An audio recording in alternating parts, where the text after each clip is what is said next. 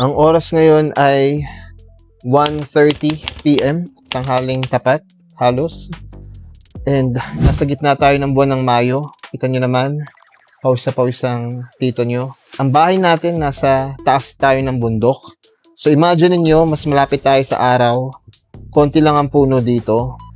Ang tanong, may laban ba sa matinding init itong nabili nating budget na AC? Ayan. Yan ang ating aalamin.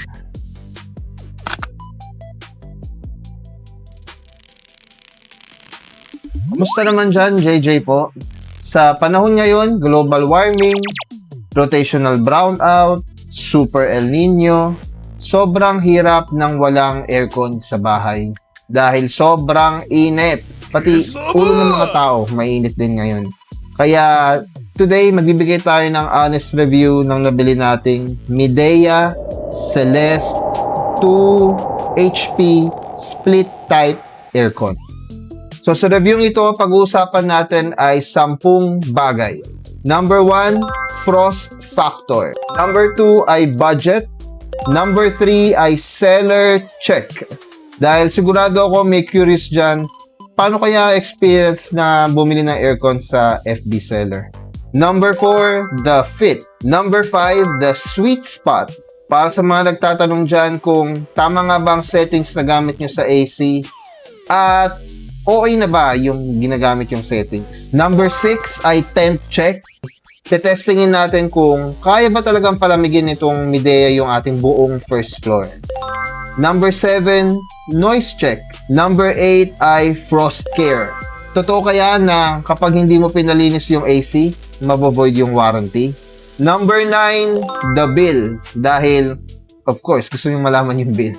And number 10, the score. Sa dulo ng video to, bibigyan natin ng score itong Midea Celeste ng out of 10 kung sulit ba talaga ang mura. So, simulan na natin yan sa ating item number 1, ang frost factor. So, ang unang element niyan ay yung pagka-split type. Bakit split type yung napili ko? Para sa mga malalaking space, like yung buong first floor nyo, na gusto nyong palamigin, ang dapat talagang bilhin nyo dyan ay split type dahil hindi yan kakayanin ng window type. Ang second element nitong ating frost factor ay bakit 2 horsepower. So, base sa size ng aking first floor, yan yung dahilan kung ba't napili ko itong 2 HP. So, alam natin na hindi barya-barya lang yung presyo ng mga AC, lalo na yung split type. Kaya isa talaga sa mga pinaka-kinonsider ko ay yung budget. So, ang tanong, bakit nga ba Midea? Bakit hindi TCL? Bakit hindi Carrier? Bakit hindi Hisense? At iba pa. So, ito yung mga nakuha kong price list mula dun kay FB Seller. So, lahat pala yan ay inverter and lahat yan ay split type. Diyan sa unang column ay yung brand. And then second column ay yung series. Third column ay yung model. Fourth column ay yung capacity. And next column ay yung kanyang price. Midea Celeste, yung binili natin, 27,399. Lahat yan ay price for cash. Cash payment ng kanilang all inverter, all split type na 2 horsepower na AC. So, based sa budget natin na dapat less than 30K, ang napili ko ay Midea. Pero kung mapapansin nyo dyan sa table, meron pang mga mas mura sa Midea. Like yung TCL Titan Series and TCL KS Series. So, bakit ba Midea? Ang naging batayan ko dyan ay yung kanyang EER or Energy Efficiency Rating. Yung nakikita nyong tag, nakadikit dun sa aircon, pagpupunta kayo ng mga Abenson o ng SM. Ang rating ng TCL Titan Gold ay 4.9 or 4.93. Yung TCL KS ay 5.18. And then yung Midea Celeste ay 5.55. Hindi ko na kinuha yung EER ng iba na mas mahal. So, based dun sa EER, ang napili ko na nga ay yung Midea Celeste. Pag-usapan naman natin ang ating third item. Yan ang seller check. So, alam kong iniisip nyo, di ba nakakatakot bumili ng aircon na mamahaling aircon pa, mamahaling electronic appliance sa FB seller? Sa totoo lang, naisip ko rin yan nung bago ko bilhin tong aircon. Kaya napaka-importante talaga na magbabasa kayo ng reviews. So ang pinagbilang ko po nitong ating Midea Celeste ay ang LJY Appliances. Hindi po ako affiliated, hindi ako sponsored nitong LJY Appliance. Wala silang kinalaman sa akin, wala akong kinalaman sa kanila. Pero doon ko binili itong AC.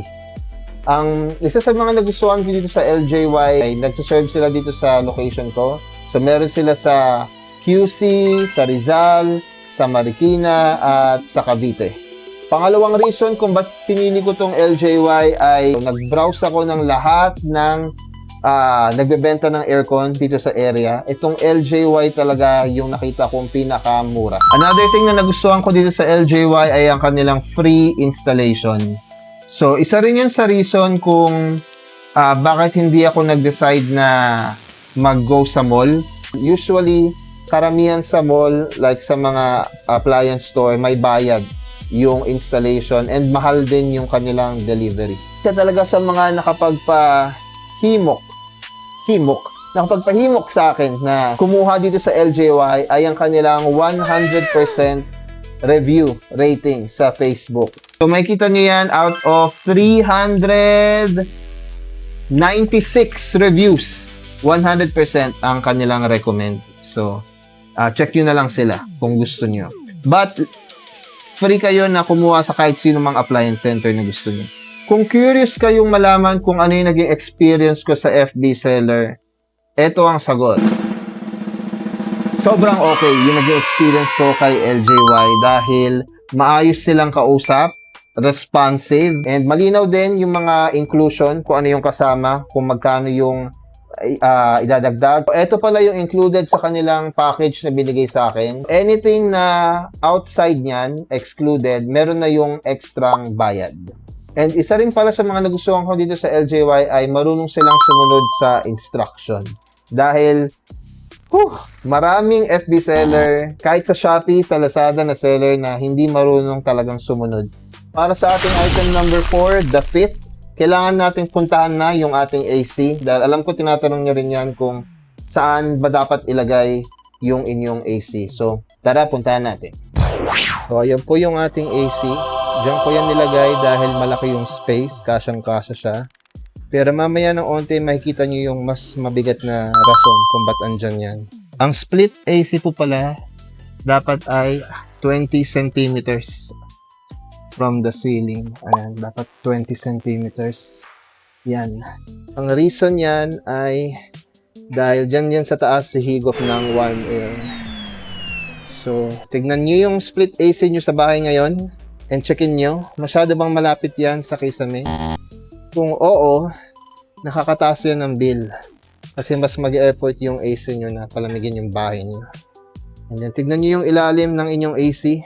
Dapat walang TV dyan dahil kung hindi, masisira yan. At kapag ito ay nag-leak, yan, good luck. Basa ang inyong TV. So, yung ibang split AC, mas maganda yung pagkatago nila ng kanilang breaker. Yung akin, nandito siya sa side. Pero okay pa rin naman. Hindi siya masyadong obvious.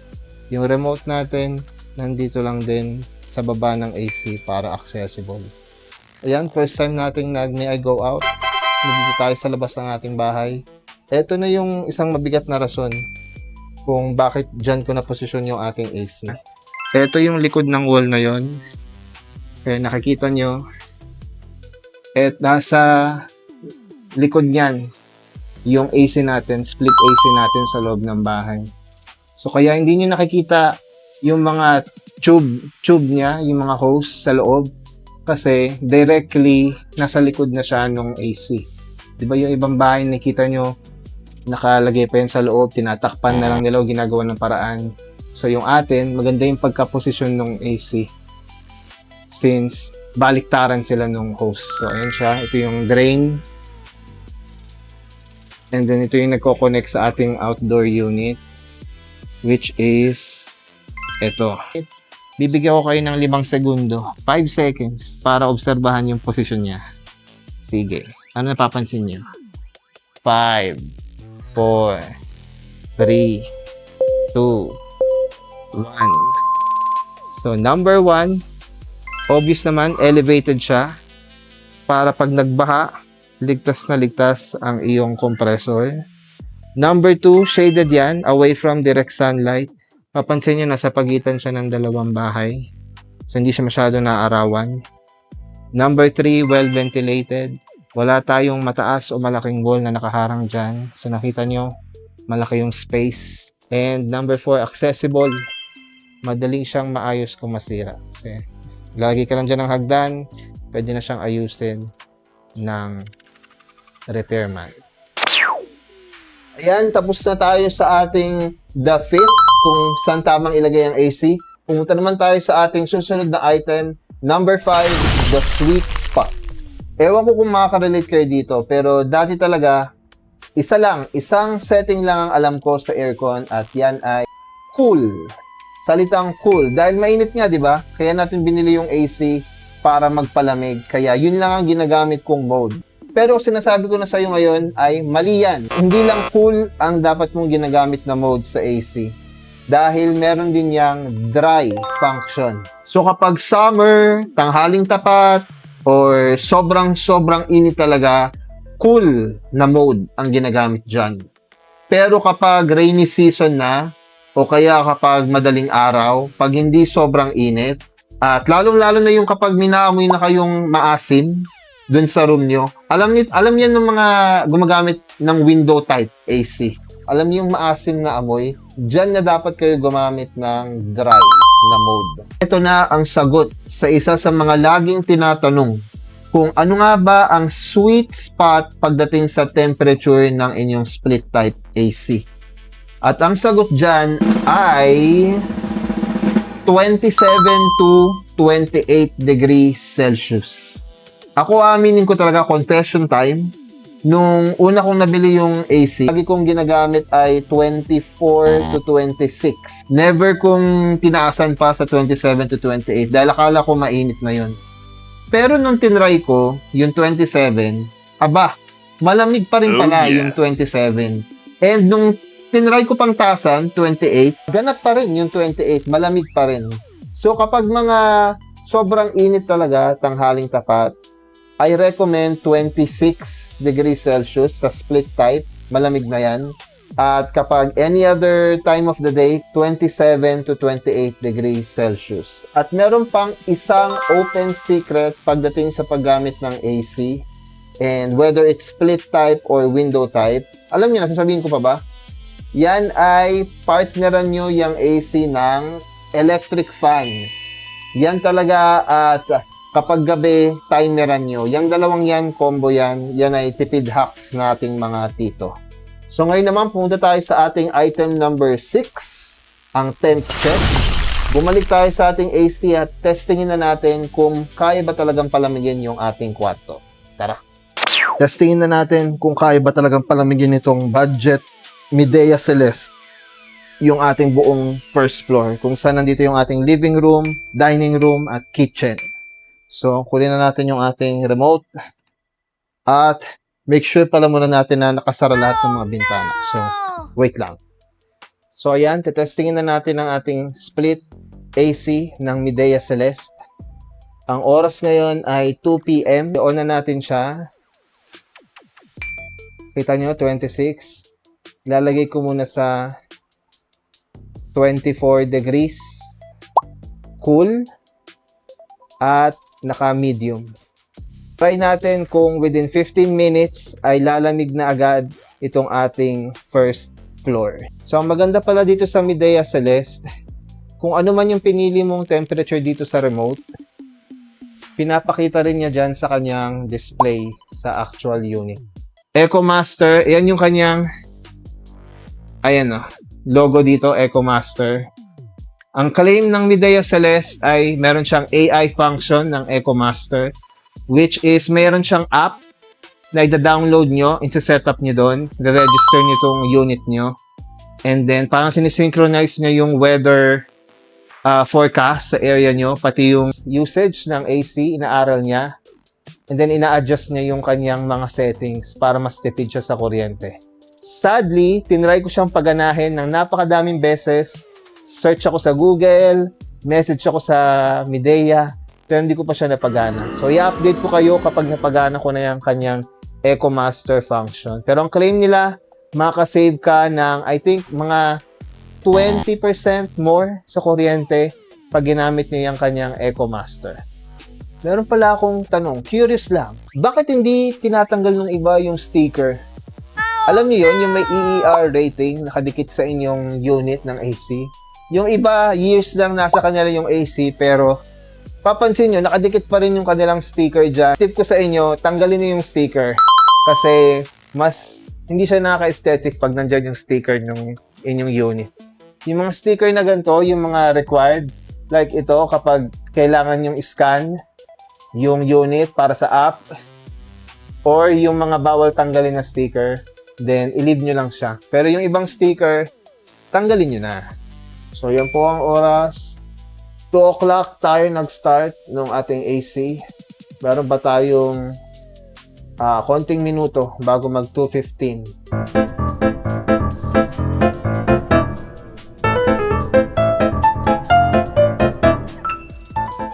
So, ang tinesting natin kanina ay kung kaya ba ng Midea Celeste na palamigin yung buong first floor natin within 15 minutes gamit ang settings na 24 degrees Celsius, cool, medium na fan speed.